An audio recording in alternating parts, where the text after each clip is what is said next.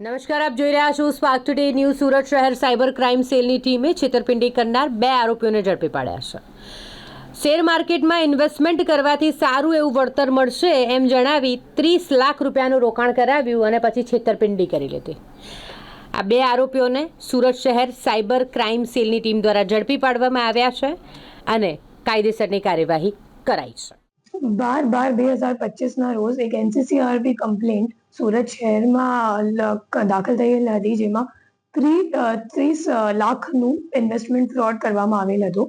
આ કમ્પ્લેન્ટની નોંધ અમે લોકો તરત જ લઈને પછી ACP Shweta Daniels, PI NR Patel અને BC હાર્દિકભાઈ પરમાર, આ ત્રણેયની ટીમ મળીને ગણતરીના કલાકોમાં ડિટેક્શન કરી અને 13 તારીખે અમે લોકો ફરિયાદ કરી લીધી અને પછી 14 તારીખ સુધી અમે લોકો આરોપી સુધી પહોંચી ગયા. ટોટલ બે આરોપી છે અને આ જે ગુના છે એમો એવી રીતનું છે કે એ લોકો વોટ્સએપ ઉપર એક ગ્રુપ બનાવીને લોભ લાલચ આપી ફરિયાદીને કે તમે જો સ્ટોક માર્કેટમાં ઇન્વેસ્ટ કરો તો તમને વધારો નફો મળશે.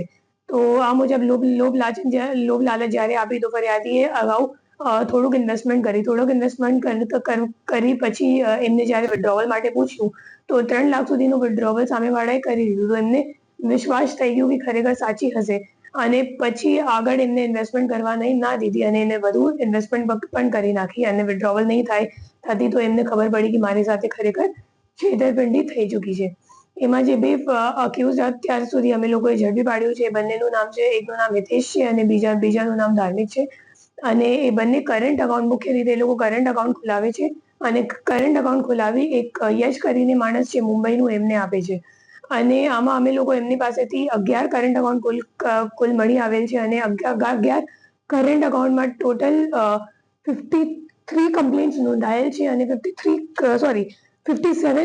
કમ્પ્લેન્ટ્સ નોંધાયેલ છે અને 53 કરોડનું ટોટલ ફ્રોડ અમાઉન્ટ છે, જેમાં એ 6 કમ્પ્લેન્ટ છે ગુજરાતનું છે અને બીજા અધર રાજ્યનું પણ છે.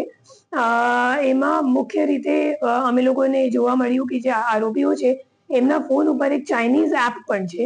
એ જે ચાઇનીઝ એપ છે એ એક APK ફાઇલ જેવું છે અને એ લોકો શું કરે કે કરંટ અકાઉન્ટ ખોલાવવા માટે જે કંઈક અકાઉન્ટ હોલ્ડર હોય અને એનો નંબર એ લોકો જ્યારે એડ કરે, મતલબ અકાઉન્ટમાં લિંક કરે, તો એ લિંક્ડ મોબાઈલ નંબર ઉપર એ લોકો આ APK ફાઇલ ડાઉનલોડ કરીને પછી જે OTP આવે નેટ બેન્કિંગ યુઝ કરવા માટે તરત જ ઓટોમેટિક રીડિરેક્ટ થઈ જાય એવી રીતની એક ચાઇનીઝ એપ એ લોકો યુઝ કરે છે અને એક નવી રીતની એમો આ કામમાં સામે આવી છે, જેમાં ફક્ત એ લોકો વિક્ટિમ્સ નહીં બટ પોતાના જે ગેંગના લોકો છે એમને પણ એ લોકો એવી રીતની એપ ડાઉનલોડ કરાવીને OTP મેળવવા માટે યુઝ કરે છે.